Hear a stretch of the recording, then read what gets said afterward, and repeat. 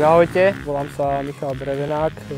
V tejto sezóne som sa stal majstrom Slovenska v endure a country crosse v triede E1 a týmto by som sa chcel poďakovať Motomaniak Racing Teamu, môjmu bratovi, ktorý ma podporuje už od mladá vlastne, Kompave za pitný režim, firme Denicol, firme Mikrotech za finančnú podporu a taktiež firme ZTK.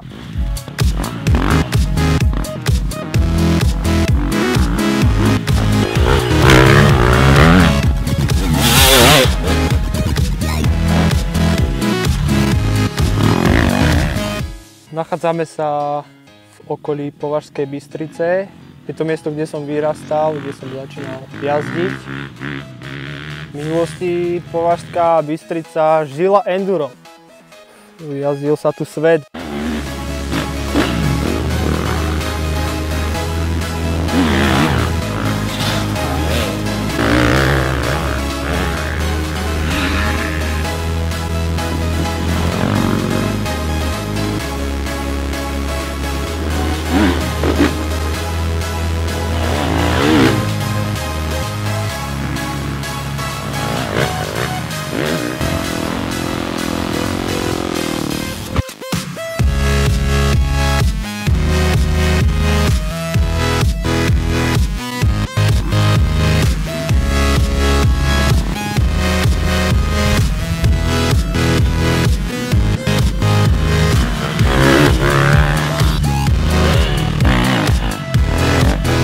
V budúcej sezóne by som určite chcel obhájiť titul majstra Slovenska a taktiež, pokiaľ by boli možnosti a financie na to, tak rád by som sa zúčastnil majstrovstiev Európy.